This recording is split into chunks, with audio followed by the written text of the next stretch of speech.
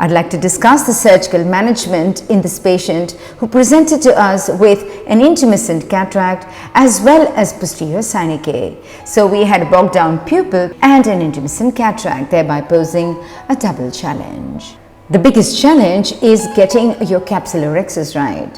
One, it's intumescent. Two, you've got such a small pupil, how are you going to go around and make a double rhexis or a spiral rhexis in a case like this? So one important consideration is perhaps giving the patient a peribulbar block. You want to operate such cases in a controlled environment, that is in an eye which is akinetic and suitably anesthetized. Second, I would take a guardo-rigid prognosis in a patient like this because I'm not sure which way, because I'm not absolutely certain about the end result that I'm likely to achieve. Let's see now how we managed this case. Meticulous care and attention to detail was taken while creating the main incision as well as the paracentesis incisions. While making the paracentesis incisions, I made sure that the one on the left, which is the one I use for my irrigation aspiration, is large enough to be able to house an intraocular forceps. The next thing that I do is stain the anterior capsule because after putting viscoelastic in the eye, it's going to be challenging to be able to stain the anterior capsule, and a clear visibility during rhexis in a white intumescent cataract is absolutely imperative. Note then how I introduce a dispersive viscoelastic in the anterior chamber. Now I introduce an iris depositor in the eye from either side in an attempt to breaking the posterior synechiae and achieving a pupillary dilatation. As you can see now, I've entered through the main incision and the synechiae on the left are now being broken. In this manner, the posterior synechiae are broken in the entire 360 degrees. Having broken the synechiae, once more I introduce some dispersive viscoelastic to be able to achieve the maximum pupillary dilatation possible. And as you can see at the end of breaking down the synechiae, I have a pupil that's almost 5 to 5.5 millimeters dilated, even though it's slightly eccentric in its position. Now, as is clearly obvious, this is no routine intumescent cataract. There is an eccentric pupillary dilatation. This iris pigment stuck onto the anterior capsule, which is only partially stained. And I'm wondering that in a case like this, how am I to decompress the capsular bag to prevent any Argentinian flag sign from occurring? So here's what I choose to do. I took a 27 number needle and connected to a 2 cc syringe. I then introduced the cannula through the main incision, ensuring that I didn't at any point engage any part of the main incision, after which I pierced the anterior capsule, and then, whilst maintaining the needle right there, I aspirate some of the liquefied cortex with the view of decompressing the capsular bag. Watch how the liquefied cortex is getting aspirated into the syringe. Having decompressed the bag adequately, now we do not have any further risk of the tear in the anterior capsule thus created extending out into the periphery. So I introduce a dispersive viscoelastic to flatten the anterior capsule, and then with the help of an intraocular forceps, one edge of the tear is extended to start forming a smaller circle. This is extended further to create a small inner circle which will then be enlarged.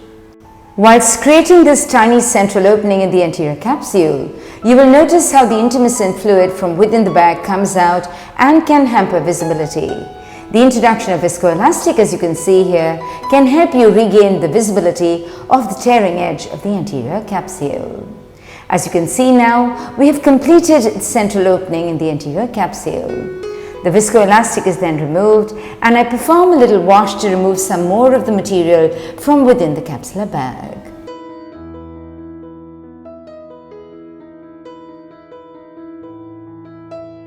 Next, I reintroduce some viscoelastic into the anterior chamber, and with the help of a cystotome, I make a tangential tear in the anterior capsular opening. The edge now thus created is held with the help of an intraocular forceps, and watch how I now enlarge that central opening into a larger one.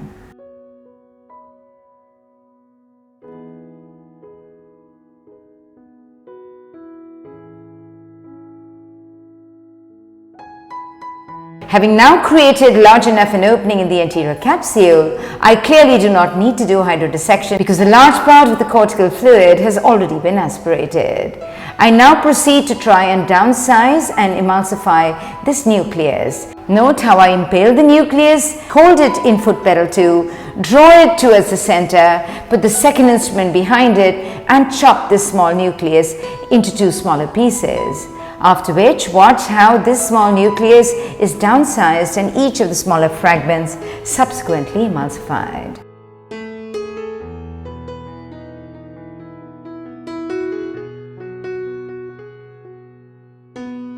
I perform a viscofluid exchange at the end of nucleus management.